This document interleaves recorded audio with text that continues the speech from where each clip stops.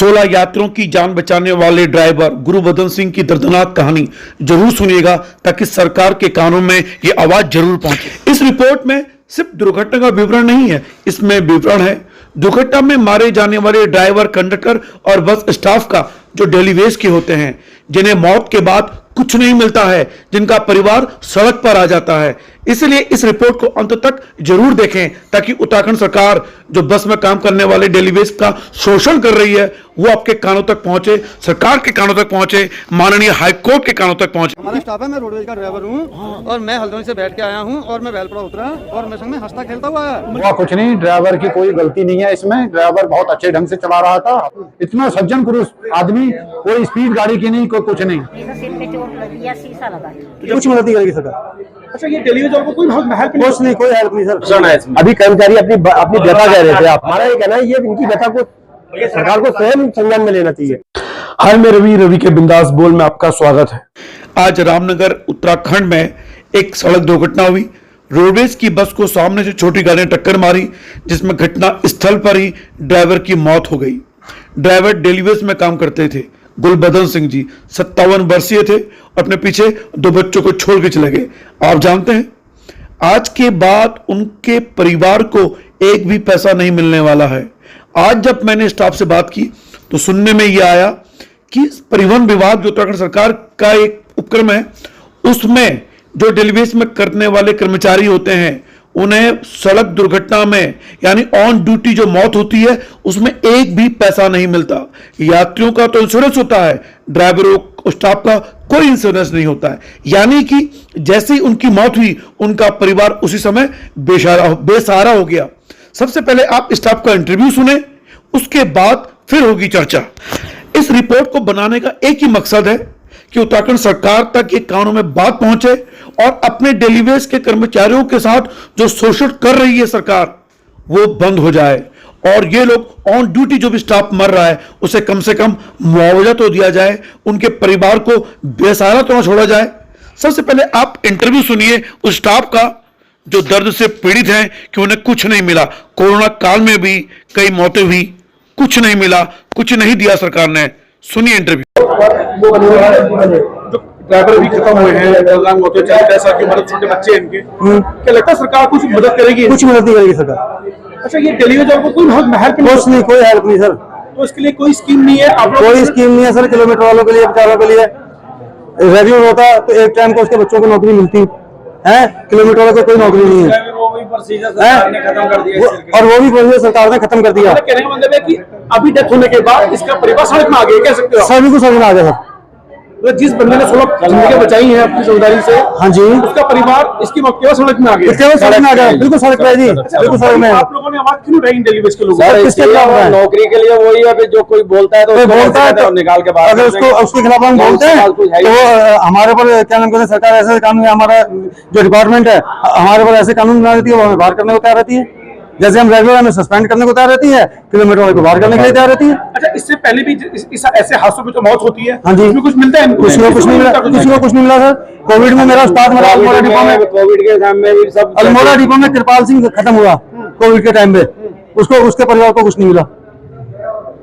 Corona काल में काम मतलब ऑन ड्यूटी खत्म हुआ, उसको कुछ नहीं मिला। उन्याल जी के बच्चों को कुछ नहीं मिला।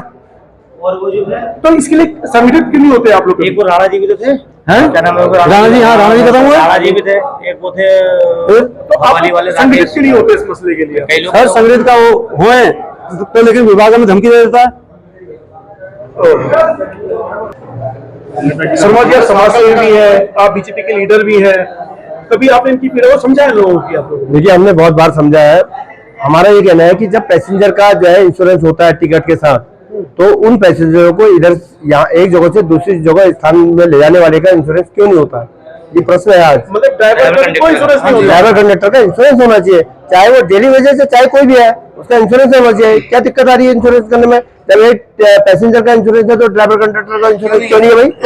केंद्र में आपकी सरकार, राज्य में आपकी सरकार, तो आप लोगों ने अपनी ओर से कोशिश। देखिए, ये पॉलिसी मैटर है, पॉलिसी मैटर है और इस मैटर को जो है कई बार जो है मेरे ख्याल से इनके संगठनों ने भी उठाया होगा। अभी कोरोना काल में जो है कोरोना काल में यहाँ से उत्तर प्रदेश लोगों को छोड़ना, यहाँ से दिल्ली लोगों को छोड़ना, यहाँ से राजस्थान लोगों को छोड़ना, और लोगों ने अपनी जान गंवाई है। मैंने जो है तत्कालीन जो है एमडी जो है हरिगिरी जी से भी समझ में बात करी, लेकिन उन्होंने कहा ये तो शासन ने जो है पहले ही मैटर तय कर दिया। हमने बार बार कागज चलाया, लेकिन आज तक जो कोरोना काल में जिन लोगों ने अपनी जान गंवाई है उनके बच्चे आज भी घरों के अंदर खून के आंसू पी रहे हैं। उनके बच्चों के कोई पूछने वाला नहीं है, आज भी नहीं है पूछने वाला।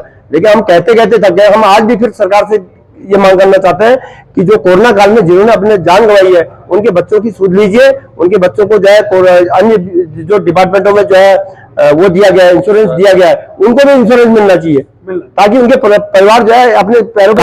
आपने एक विषय अभी आप उठा रहे थे, कर्मचारियों का ये विषय उठा रहे थे। अभी कर्मचारी अपना दर्द कह रहे थे। उनके जो वारिस हुए तो उनको मृतक आश्रम में रेगुलर की जगह उन्हें भी एजेंसी के थ्रू लिया जाना, उन्हें भी आउटसोर्सिंग रखा गया। एक तो उनके जो फादर थे वो एक्सपायर हो गए, उनकी जगह नौकरी मिल रही थी, और वो भी कोरोना काल में जो खत्म हो गए। अभी कर्मचारी अपनी व्यथा कह रहे थे आपके सामने, कर्मचारी अपनी व्यथा कह रहे थे। हमारा ये कहना है ये इनकी व्यथा को सरकार को स्वयं संज्ञान में लेना चाहिए। उम्मीद करता हूं कि आपने हर व्यक्ति को गौर से सुना और ये पाया होगा आपने कि उत्तराखंड सरकार का परिवहन विभाग अपने इन डेलीवेज के कर्मचारियों के साथ ऑन ड्यूटी जिनकी मौत हो जाती है कितना शोषण कर रहा है, उनके परिवार को बेसहारा छोड़ देता है। ये रिपोर्ट बनाने का यही मकसद था कि ये आवाज सरकार तक पहुंचे, ताकि वो इन लोगों को जो गरीब लोग मारे जाते हैं ऑन ड्यूटी, उनके परिवार को अकेला ना छोड़े सरकार। अब इस दुर्घटना से जुड़े उन पीड़ितों को, कंडक्टर को और जिन्होंने मदद की है उनको आप सुनिएगा कि आखिर हुआ क्या था, ये दुर्घटना हुई कैसे। सुनिए उन लोगों को। कर्मपाल सिंह। ये एक्चुअली में हादसा हुआ कैसे, कुछ आइडिया है आपके? हाँ, मैं पूरा वो है रॉन्ग साइड आ रहा था पूरा, वो कैंटर वाला। सरदार जी ने इधर से बहुत गाड़ी बचाई ड्राइवर साहब ने, लेकिन तब भी गाड़ी नहीं बच पाई। गाड़ी लगने के बाद खाई में चली गई फिर सीधा। 16 सवारियां थी। 14 सवारियां थी। 16 सवारियां थी। 16 सवारियां, एक आप और एक। हाँ, वो 18 हो गई थी पूरी। 18 हो गई ना। हाँ जी। ड्राइवर की मौत का कारण क्या था? वो सीधा ऑन द स्पॉट उनका सर लगा उसमें, सामने। हाँ सामने था। शीशे में। हाँ जी। अच्छा मुझे बताइए, आप भी डेली बेस में है? नहीं, मैं पक्की नौकरी में है? पक्की में हूँ, मैं मरती कासिद में हूँ। वो डेली बेस में है? हाँ जी, हाँ जी। कुछ मिलेगा उनको सरकार की तरफ से? ये मैं क्या बता सकता हूँ। अच्छा, जब एक्शन गाड़ी गिरी, जब गाड़ी नीचे आ गई थी, हाँ जी, तो उसके बाद होश आ गया था आपको एकदम से? ना मैं होश में था जब। तो गाड़ी की टक्कर होते समय और गाड़ी गिरते समय हाँ जी, पूरा होश में था? हाँ पूरा होश में था। अच्छा, तो सबसे पहले गाड़ी से कौन उतरा? गाड़ी से सबसे पहले मैं निकला, फिर एक दो पैसेंजर निकले बाहर। जब उन्हें वो जहाँ से मैं निकला वहीं ड्राइवर की डेथ हो गई थी, वहीं पड़े थे वो। अच्छा, फिर बाद में लोग वहां आ गए, उन्होंने निकाला, फिर उन्हें बाहर। पानी से मैं बैठ के आया हूँ, बहुत अच्छे ढंग से चला रहा था। इतना सज्जन पुरुष आदमी, कोई स्पीड गाड़ी की नहीं, कोई कुछ नहीं।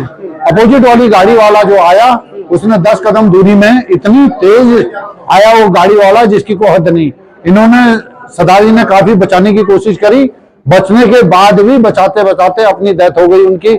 ऐसा ड्राइवर मैंने जिंदगी में कभी नहीं देखा। 65 साल की एज हो गई है मेरी, ऐसा जिंदगी में नहीं देखा। सर उसके कौन से समय बैठे हुए थे? मैं तीसरी सीट में, कंडक्टर सीट के तीसरी सीट में बैठा हुआ था। तो जब टक्कर हुई तो उस समय आप उठे हुए थे? बिल्कुल उठा हुआ था, साफ देखा आपने? बिल्कुल पूरी गतिविधि मैंने अपने सामने देखी। और गाड़ी इतनी धीरे से पलटी, रोड से नीचे इतनी धीरे गति से गई जिसकी कोई हद नहीं। जब करवट खा ली गाड़ी ने तो मैं अच्छे ढंग से होशे हवास में था। अच्छा, यानी गाड़ी बहुत तेजी से नहीं गिरी नीचे? बिल्कुल नहीं, बड़े आराम से, जैसे कि किसी ने उठा के रखी हो। अच्छा। इस तरीके से उसने टक्कर मारी, जो उस टक्कर से ही बस गिरी है? बस गिरी है। अच्छा, तो ड्राइवर की मौत का कारण क्या लगा आपको? ड्राइवर की मौत का कारण उसका टक्कर। अच्छा, क्योंकि टक्कर उसके हिस्से में हुई? उसके टक्कर जो हुई सीधे सामने हुई। ये चुना खास और बस में कहाँ पे बैठे थे आप? ये तीसरी सीट पे।